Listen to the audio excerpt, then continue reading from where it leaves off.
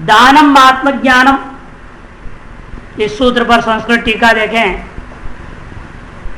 दानम आत्मज्ञानम दीयते जित दानम, मुख्य अर्थ यही होता है, ये ले लिया इन्होंने।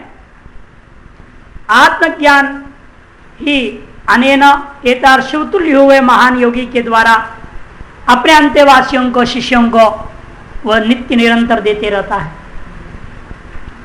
लेकिन वास्तव में दा धातु 4 है,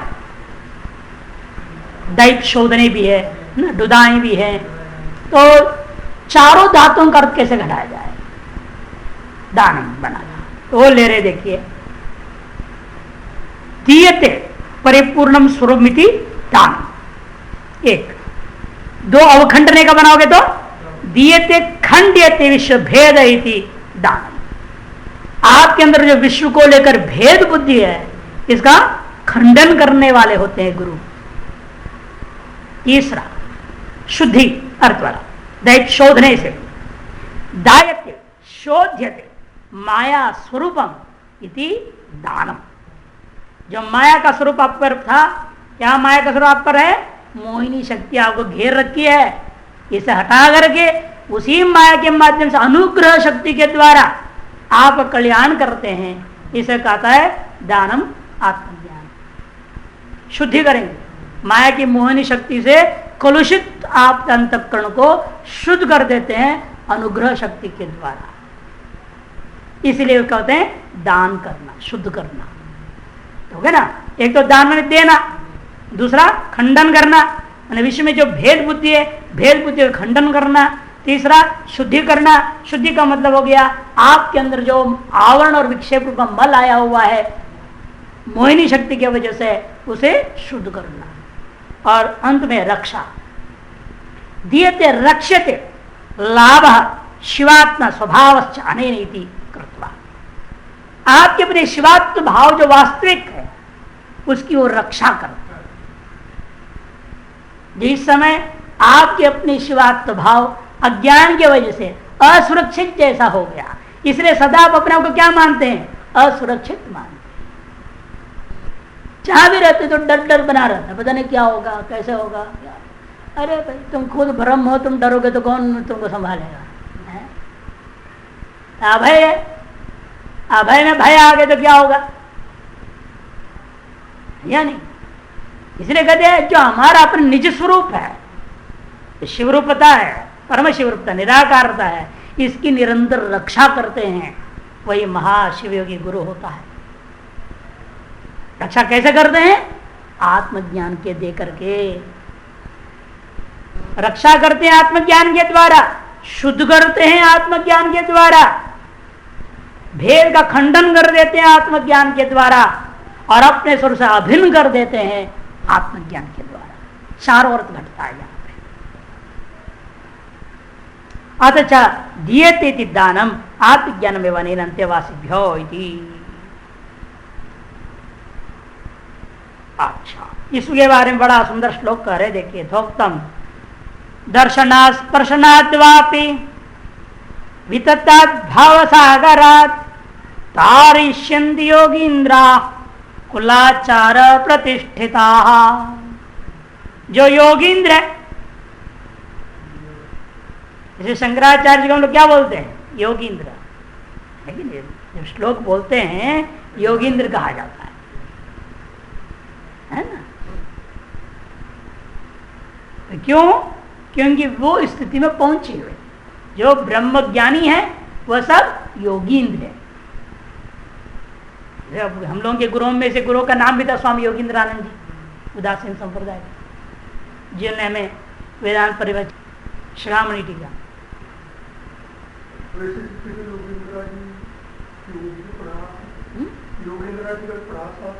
वही तो कर योगींद्रानंद बहुत अद्भुत विद्वान रहे, तो नाम भी होता है वैसे इस तरह देते हैं, लेकिन वास्तव में है उस योगींद्र की बात कर रहे हैं जो आपको प्रतिष्ठित कर देते हैं, जो स्वयं कुलाचार में प्रतिष्ठित है, कुलाचार में प्रतिष्ठित है। ऐसे जो योगींद्र है वे लोग आपको तारयिष्यन्ति, तार देते हैं। ये तो कहा नारद जी ने संत कुमार से, आप हमें तार दीजिए संसार से, तारयतु, ये संसार से तार दीजिए। कैसा है संसार? विततात् भव सागरात्, अत्यंत विस्तृत इस भव सागर से वे तार देते हैं। कौन? कुलाचार प्रतिष्ठित योगींद्र लोग। कैसे तार दें? दो ही तरीका है, दर्शनात् स्पर्शनात् वाक्य। दर्शन माने अनुभव कराते हैं, दर्शन माने अनुभव करा देते हैं, और दूसरा स्पर्श से। स्पर्श का तात्पर्य क्या है? यहां पर सन्निधि में बिठाकर दीक्षा के द्वारा, शिक्षा दीक्षा के द्वारा भी आपको मार्ग में डाल देते हैं। जो देखते हो अभी अनुभव करने लगा भी नहीं है, बहुत कच्चा मामला है, अब इसके अंतःकरण अभी बहुत साफ होना बाकी है, वहां पर क्या करेंगे? अनुभव तो करा नहीं सकते हैं, तो ब्रह्म है, मैं तो एक ही है, अनुभव नहीं करा सकते, तो उसको शिक्षा दीक्षा देते हैं। इसको सन्निधि में बिठा करके शिक्षा दीक्षा देने का नाम ही स्पर्श। और लोगों ने इसकी स्थूल अर्थ ले लेते हैं, छू करके ब्रह्म बना देते हैं। छूने से ब्रह्म तो हो जाएगा, इस शरीर को छूने से क्या होने वाला? लेकिन बस लोगों ने ऐसे अर्थ ले लिया, यहाँ छू देंगे तो ब्रह्म ज्ञान हो जाएगा, हाँ सर पे हाथ रख देंगे। लेकिन उसका घटेगा कैसे? दर्शनात् के साथ। दर्शनात् माने दर्शन से। किसके दर्शन से? कि गुरु शिष्य को देखेगा उसे हो जाएगा, ऐसा होता नहीं। इसे वहां पहले वाला दृश्य धातु का महाभाष्य में भी दृश्य अनालोचन एक सूत्र है, विचार करते बताया है। दर्शन का मतलब केवल चक्षु के द्वारा देखना, यह अर्थ देना बिल्कुल गलत है। फिर अनालोचन क्यों कहा? इसे दृश्य धातु का अर्थ आलोचन भी होता है, केवल देखना नहीं होता। इसे अनालोचन अर्थ में दृष्टता से काम करो, ऐसा पाणिनि क्यों कह रहे हैं? इसका धातु आलोचन अर्थ में भी प्रयोग होता है, चिंतन मनन निध्यासन अर्थ में भी प्रयोग होता है। दृश्य धातु दर्शन शब्द, हाँ, इसलिए केवल दृष्टि डालना अर्थ नहीं है इसका। महाभाष्यकार दर्शन शब्द वैसे भी गीता में भाष्य में भी आया है, कई जगह तत्वदर्शी का। तत्वदर्शी का मतलब क्या? तत्व को देख लिया, ऐसा तो करेंगे वहां। उपदेक्षन्ति ते ज्ञानम ज्ञानिनः तत्वदर्शिनः, क्या करेंगे वहां? जिसने तत्व का अनुभव किया, यही तो करोगे। देखा ऐसा तो नहीं होता कि ब्रह्म तो देखने की चीज ही नहीं। इसलिए ऐसे स्थलों में दर्शना शब्दों का अनुभव प्रकट ली जाती है, और स्पर्श का अर्थ होता है सन्निधि में बिठा करके शिष्य भाव में स्वीकार करते हुए उसको शिक्षा पहले दी जाएगी, फिर दीक्षा दे करके उसको उपासना और निष्काम कर्म में लगा करके आगे बढ़ाना, ये तरीका इसको स्पर्श कर। ये दो तरीके के द्वारा ही व्यक्ति को इस भवसागर से तार देते हैं। यह दोनों ही दान ही है। आत्मज्ञान दिया और अनुभव करा दिया, ये भी दान हुआ। और आत्मज्ञान के योग्य बनाने के लिए उच्च साधन दिया, वो भी दान ही तो दिया। साधन तो दे रहे हैं, आपको उपासना बता रहे हैं, कर्म बता रहे हैं, जब बता रहे हैं, तो आपको उस आत्मज्ञान के योग्य बना रहे हैं। तो उपासना शिक्षा दीक्षा भी एक दान है, केवल आत्मज्ञान ही दान नहीं। आत्मज्ञान के लिए जो है वो भी इसी के द्वारा लक्षित हुआ। इस स्पर्शनात् एक बात कहा। परमाद्वैत भावनायाम समारूढ़ योग निष्ठ पुरुषा, कुलाचार प्रतिष्ठिता कर रहे, परमाद्वैत में आरूढ़ है, परमाद्वैत भावना में समारूढ़ है। क्यों ऐसे कर दिया? कुल किसको कहते हैं? पहले अर्थ किया था, कुलम कुत्सितम लाति कुलम, कुत्सित को लाता है जो कुल है, जो कुत्सित को ला दे वो कुल है। और शिव क्या है? अकुल है, जिसमें कुत्सित कुछ भी लाने की संभावना, आने के रहने की संभावना नहीं है, वो अकुल है। शिव को इसलिए अकुल अकुलस्थ कहा जाता है। और उसमें जो प्रचलित है उस अकुलस्थ शिष्यों को, माने साधकों को, मुमुक्षों को, मुक्तों को अकुलस्थ से कहा जाता है। या कुल में आचरण कर रहा है, सारा संसारी कुल है जिसमें कुछ स्थितियां आना है यहाँ और कुछ नहीं आने वाला है। लेकिन इसमें रहकर कुले तिष्ठन, कुल में रहते हुए आत्मसम विषय आचरण करता है, वो कुलाचार पुरुष है। तद द्वारा जो स्वरूप में प्रतिष्ठित है उसको कहेंगे कुलाचार प्रतिष्ठित। इसलिए व्याख्याकार क्या करें, परमाद्वैत भावना नहीं सम्यक आरूढ़ योग निष्ठ पुरुष को यहां पर कहा गया कुलाचार प्रतिष्ठित योगींद्र।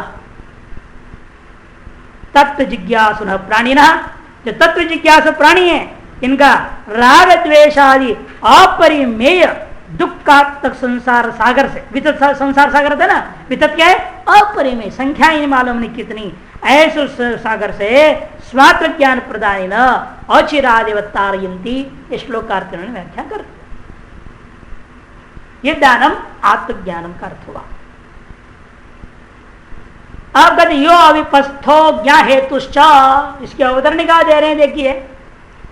अब इस प्रकार का व्रत जप परायण है ना, शरीर वृत्ति व्रतम कथा जप, इसी में परायण है, इसी में निरंतर तत्पर होकर लगा हुआ है, ऐसा ज्ञानवान सिद्ध महापुरुष जो किस दान से शोभा पाता है तो बात बता दिया गया।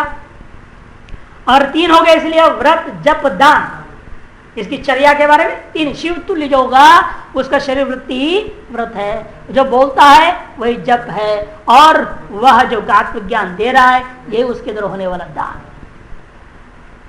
ऐसा जो व्रत जप तप दान में लगा हुआ, इस प्रकार शिवता को प्राप्त स्वस्वरूप शिव योगी ही ज्ञानोपदेश द्वारा बंध मोक्ष करने में समर्थ है, बंध से आपको मुक्त करने में समर्थ है।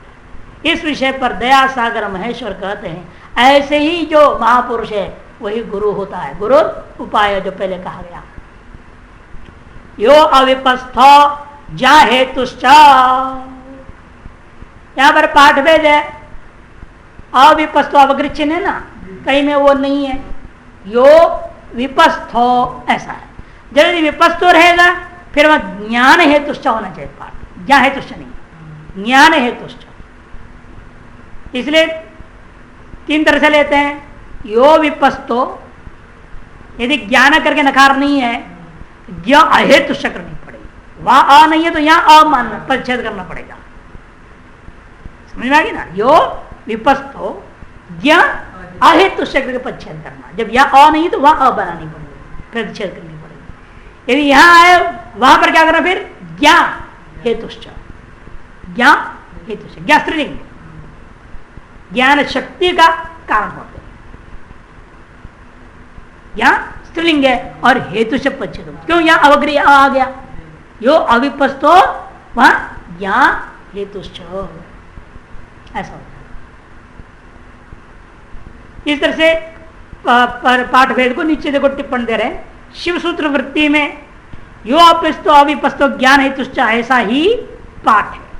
यो अविपस्थो ज्ञान हेतुश्च, ज्ञान नकार भी है वहां, ऐसा ही पाठ है। तद अनुसार उपर्युक्त व्याख्या की गई है, उसके अनुसार ये ऊपर व्याख्या हिंदी वालों ने किया है।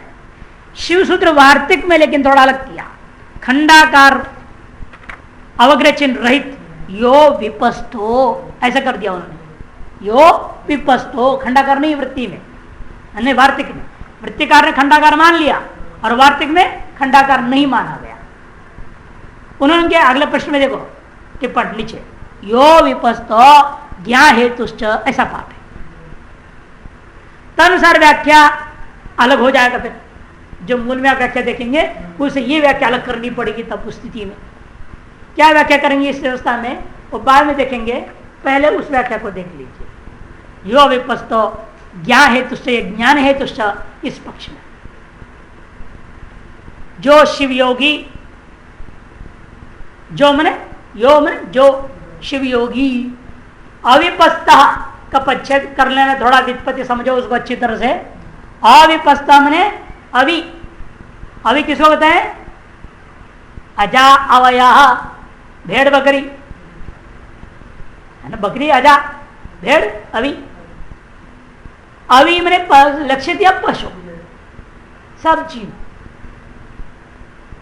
अविम पाति, इस अवियों का पालन करने वाला, पशुओं को पालन करना। अविप, उसको कहेंगे अविप, अवियों को माने पशुओं को पालन करने वाला। क्या है वो? ये सारा 36 तत्व, शिव से धरणी तक, इनके ही भोग करते हुए हम लोग पालित हो रहे, पोषित हो रहे हैं।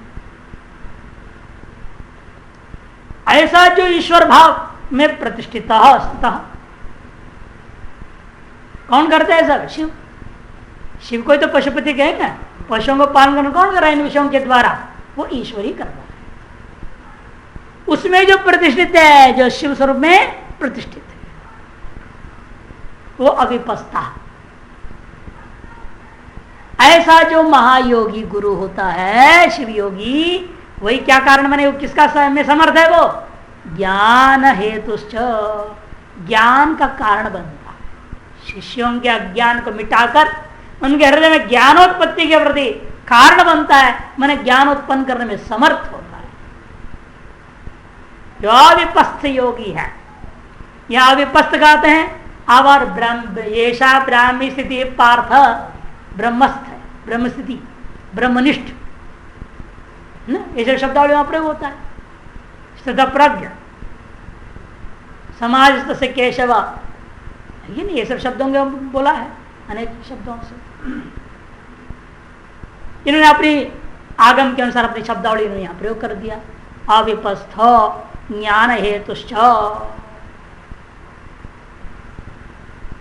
जो शिव योगी अभी पशुजनों को, अभी मैंने पशुजनों को मोहित करके उनके पशुत्व की रक्षा करने वाला, जो घोरधर संजक माहेश्वरी आदि मातृवर्ग है, उसका अधिष्ठाता प्रभु है। कौन है अभी पर? इन सभी का अधिष्ठाता प्रभु तो साक्षात शिव है। अतः उसे नियंत्रित करके, उसे नियंत्रित कर दिया किसको? घोर और घोरधर को। और किसे पहुंचा? अघोर में। उस अघोर रूपता प्रदान करने से वह ज्ञान शक्ति का हेतु होता है। ऐसा महान ज्ञानी पुरुष ही आपके अंदर विद्यमान घोर और घोर रूपता को हटा करके अघोर रूपता की ओर आपको ले जाता है और अघोर रूपता में आपको प्रतिष्ठित कर देता है, और उसके माध्यम से आपको ज्ञान शक्ति प्रदान करने में वह समर्थ होता है। अतः उपदेश योग्य कृपा पात्र अंतेवासियों को वह ज्ञान शक्ति द्वारा बोध कराने में सक्षम है। इसलिए शिव योगी ही उपदेश के योग्य, जो कृपा पात्र, ईश्वरी कृपा होना जरूरी है। पहले ही सबसे पहले आत्मकृपा होना चाहिए, है ना। आत्मकृपा के बिना आदमी आगे बढ़ ही नहीं सकता। जब आत्मकृपा आप अपने ऊपर कृपा करोगे तब तो भोग की ओर नहीं भागोगे। अपने पर कृपा करने का मतलब क्या?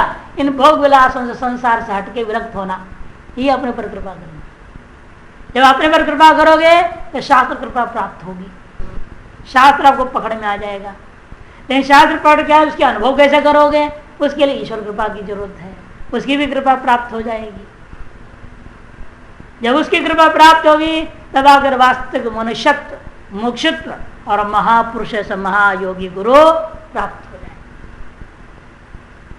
इसको आचार्य शंकर कहते हैं, हाँ, दुर्लभम त्रयमेव एतद् दैवानुग्रह हेतुकम मनुष्यत्वम मोक्षत्वम महापुरुष।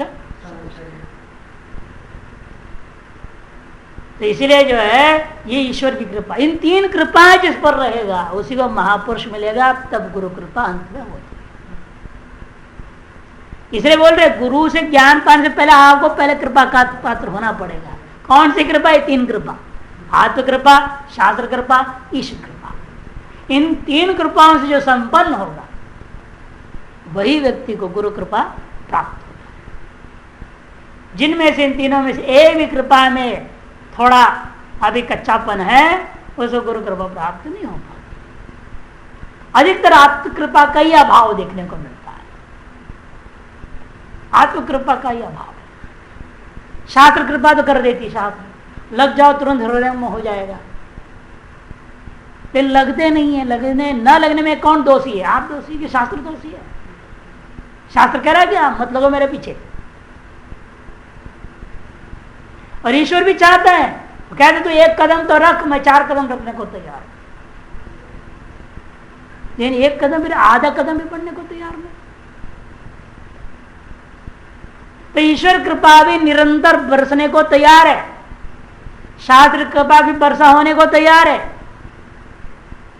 इन कमी कहां? केवल आत्म कृपा में कमी है। इस वजह से गुरु कृपा आपको प्राप्त नहीं हो पाता। गुरु भी मिल जाए, उनको पहचानेंगे भी नहीं, उनमें भी कमी देखेगा आदमी, अश्रद्धा करेगा, चल जाएगा। ये संसार का नहीं है। कारण क्या है? पीछे आत्म कृपा का अभाव। आत्म कृपा का अभाव क्यों हुआ? क्योंकि आपके जगत की निष्ठा ही उसमें कारण है। जगत के विषयों में आपकी जो निष्ठा है, आसक्ति है, वासनाएं हैं, यही आपको आत्मकृपा होने नहीं देते। आपके समारोह में लगने नहीं देते, खींच खींच के बार बार ले जाते हैं इधर उधर इधर उधर, जगत में ही भगाते रहेंगे, दौड़ाते रहेंगे। इसलिए ने कहा इन्हें विशेषण जो उपदेश के योग्य सभी हैं, सब कहें हम भी उपदेश के योग्य हैं, हम कौन सी कम है, हमारे बुद्धि भी कमजोर है, लड़ जाएगा आदमी यदि आप कहोगे तो उपदेश के योग्य नहीं है। तो उपदेश के योग्य तो सब मानते हैं अपने आप को, लेकिन कहते क्या तुम अपने आप को कृपा पात्र मानते हो? किसकी कृपा प्राप्त है? सब लक्ष्मी की कृपा पात्र होना चाहते हैं। कोई ईश्वर की कृपा, अन्यों की कृपा, गुरु कृपा, शास्त्र कृपा को चाहते ही नहीं, सब लक्ष्मी कृपा को चाहते हैं। इसलिए कृपा पात्र होना ऐसे शिष्यों को वह ज्ञान शक्ति द्वारा बोध कराने में सक्षम है, क्योंकि सृष्टि स्थिति संहार निग्रह अनुग्रह का परम कारण शिव ही है।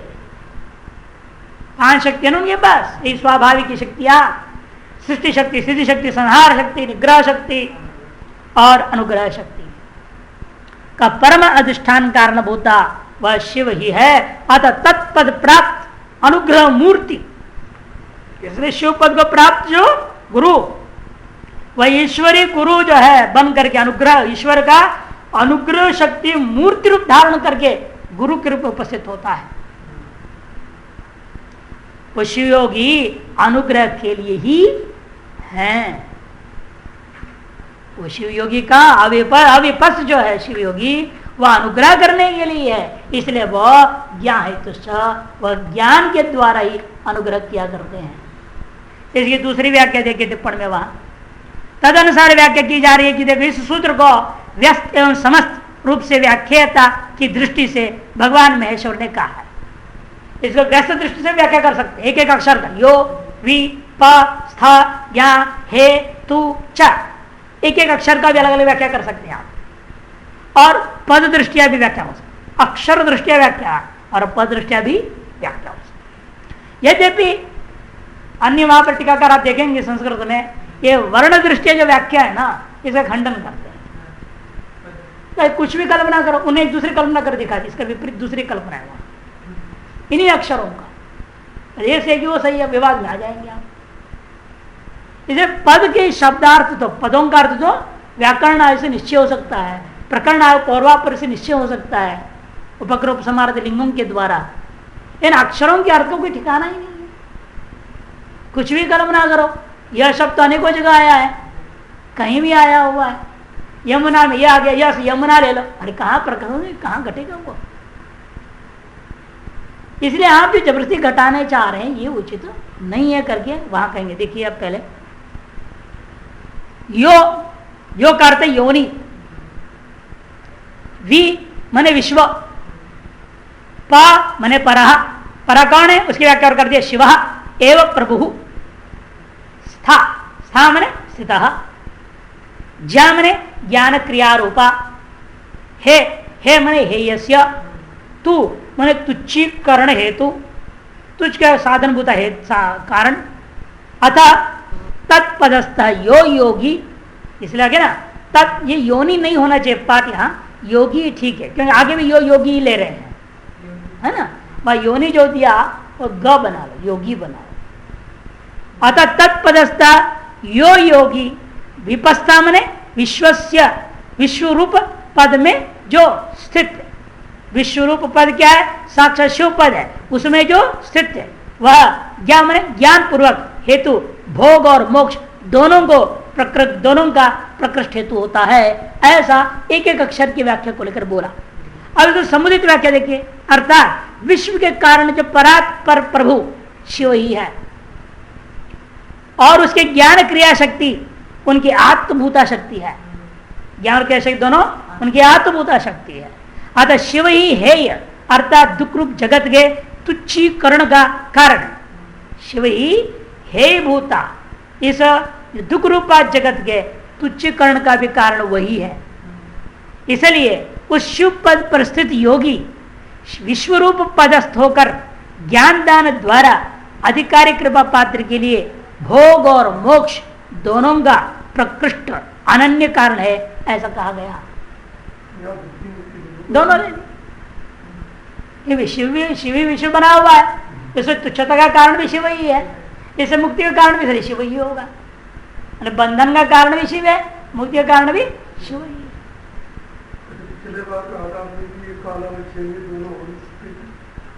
एक कालोचन अब भी नहीं है, अभी एक व्यक्ति में एक कालोचन हो ही नहीं सकता।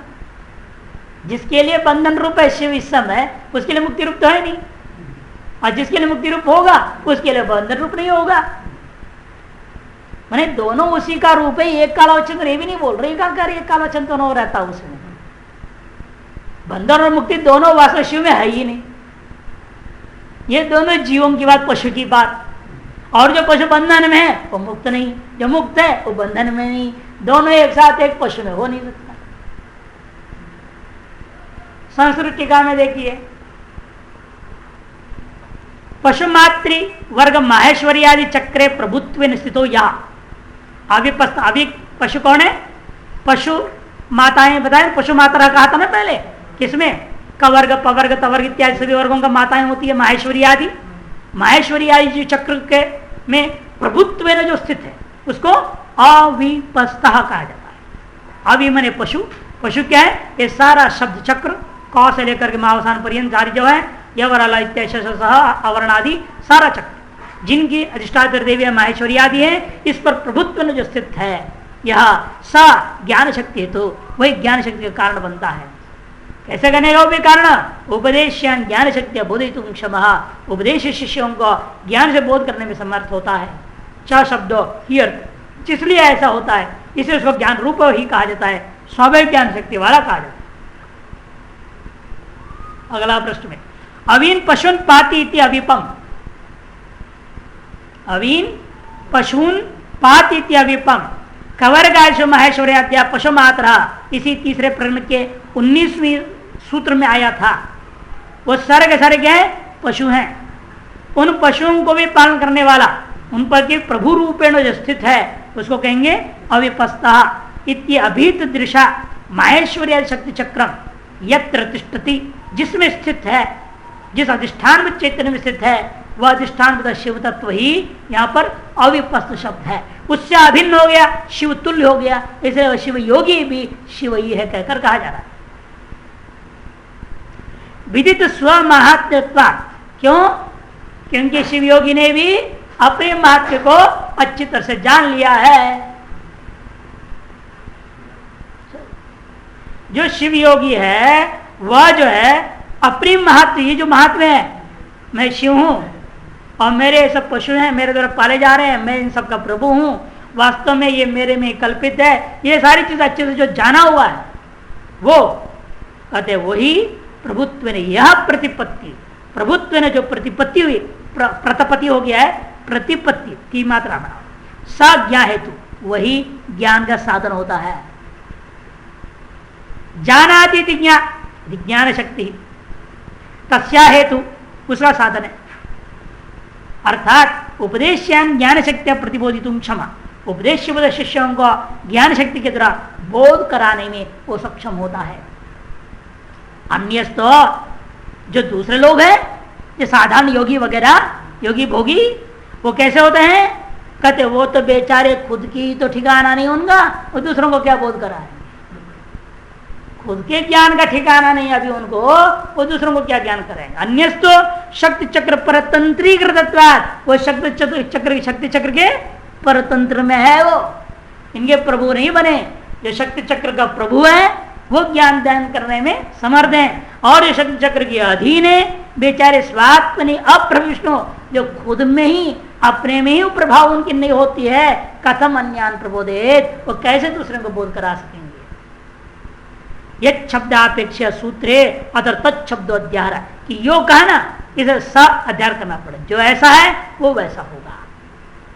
च शब्द ह्यर्थ यो यमपिस्ता स यस्मात् ज्ञान प्रबोध हेतु तस्मात् युक्तम मुक्तम दानमात्म ज्ञानम, इसलिए पूर्व सूत्र जुड़ गया, इसलिए युक्ति कहा गया था। ऐसा जो शिवतुल्य योगी है वही वास्तव में ज्ञान दान करने में समर्थ होता है। नीचे अंतिम टीका में अवीन पशुजनान पातित्य विपम माहेश्वर शक्ति मंडलम कवर्गादि अधिष्ठात्रो रश्मि रूपा देवियों भवंती तासाम प्रभुत्व, उन सभी देवियों का प्रभु बनकर यो दिव्य अर्थात सर्वोयम मद्वैपैति, जो सबको प्रकाशित कर रहा है। कैसे प्रकाशित कर रहा है? अपने ज्ञान से। क्या ज्ञान है उसका? मेरा ये सारा वैभव है, ऐसा जानता है। इति प्रत्यविज्ञात स्वस्वरूप वैभवत्वात्, जिसने प्रतिविज्ञा कर ली है अपने स्वरूप का वैभव को, स ज्ञा हेतु भवती, यो स यो अविपस्त स ज्ञा हेतु भवती, ऐसा अनुभव होगा। ज्ञा क्या है? जानातीति अखिलम तज्ञान शक्ति परम स्वतंत्रता, क्या है वो? जानातीति ज्ञानम, कौन सा ज्ञान है ना? संपूर्ण ज्ञान को, अर्थात जो शिव का स्वाभाविकी ज्ञान क्रिया शक्ति,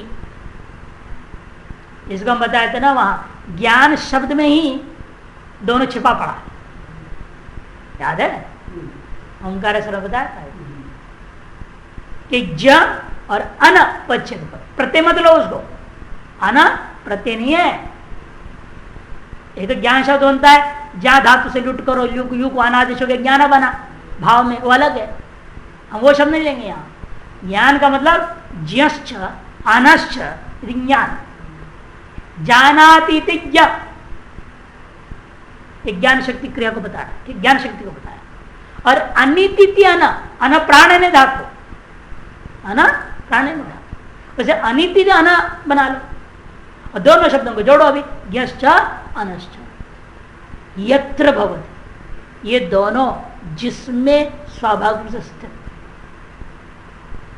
वो ज्ञान का उसका कारण बना, उसका भी अधिष्ठान, उसका भी बोधक बना, उसको ज्ञान हेतु, ज्ञान हेतु ज्ञान दातारम, शंकराचार्य शब्द प्रयोग किए हैं ज्ञान दातारम। वहां पर व्याख्याकार लोग कहते हैं ज्ञान दाता का मतलब क्या होता है? ज्ञान तो देने की चीज ही नहीं है, देख कैसे सकते? यहां भी आपने आत्मज्ञान देता है, ठीक है, ज्ञान विष्णु हो गया, यानी वास्तव में यदि दिए दान मत लोगे तो संभव ही नहीं है कि ज्ञान तो देने की चीज तो स्वरूप है, वो कहां से देंगे? न स्वरूप दिया जाता है न स्वरूप लिया जाता है। स्वरूप का बोध करा सकते हैं तो मैं ही है, मैं ही तू है, हाँ, तो कैसे होगा दान? से ज्ञान का अर्थ यहाँ ज्ञान और अन लेना, ज्ञान शक्ति और क्रिया शक्ति दोनों का उद्बोधक हो जाता है। इसलिए सब जगह क्या ले रहे हैं लोग? ज्ञान शक्ति और क्रिया शक्ति दोनों ले रहे हैं, वो परिपूर्ण रूप में उसके अंदर रहता है। तस्या हेतु लब्ध स्थिति, उसके हेतु क्यों? जो इसमें लब्ध स्थिति वाला योगिंद्र है, स्वज्ञान शक्तिया उपदेशयान मुमुक्षु पुरुषान स्वात्मान प्रतिविज्ञापयितुम च निश्चय निश्चयेन समर्थ भवति, अपने आत्मस्वर का प्रत्यभिज्ञान कराने में, स्वयं की प्रतिविज्ञा तो हो गई है, अब शिष्यों को भी ज्ञान उपदेश द्वारा प्रतिविज्ञा कराने में समर्थ होते हैं। किम वा, इतना ही नहीं, पशु मात्र दृष्टितेषु, और जो दूसरे लोग हैं बेचारे, पशु मात्र अधिष्ठानेषु माहेश्वरी आदि मातृका शक्ति चक्रेशु तच्चक्रेश्वर आत्मयु स्पृस्फुरतु, आत्मज्ञान प्रदान असमर्थस्तो शक्तिमंडलेन परतंत्रीकृतत्वतः स्वात्मनिएव असमर्थाः सन्परान् कथं प्रतिविज्ञायप्येत् अतएव यो विपस्तो भवति सैव आत्मज्ञान प्रदान हेतु भवति। क्योंकि इसमें क्या आश्चर्य की बात है, क्यों क्या आश्चर्य की बात है, जो अविपस्त हो गया वो तो कुछ भी कर सकता है। पहले भी बोलते हैं सर्वतंत्रता स्वतंत्र हो गया होता, सर्वशक्तिमान हो जाता है, इसी से कोई आश्चर्य नहीं है। कोई शिष्य उनके पास योग्य हो, पहले बोलते ना उपयोग्य होना चाहिए, उपदेश के योग्य हो, कृपा पात्र भी हो, अंधन शुद्ध सारी चीज हो, तब ऐसे उपदेश को सीधे ज्ञान उपदेश की तरफ से मुक्त भी कर सकते हैं, उसके स्वरूप का अनुभव करा सकते हैं, ठीक है ना। लेकिन जो ऐसा नहीं है वो तो उनका हो गया, इसे उनके लिए कोई आश्चर्य नहीं है। यदि किसी शिष्य को उन्होंने मुक्त कर दिया इसे कोई आश्चर्य की बात नहीं है, समर्थ है। जब सब कुछ कर सकता है किसी को मुक्त कर दो कौन सी बड़ी बात है।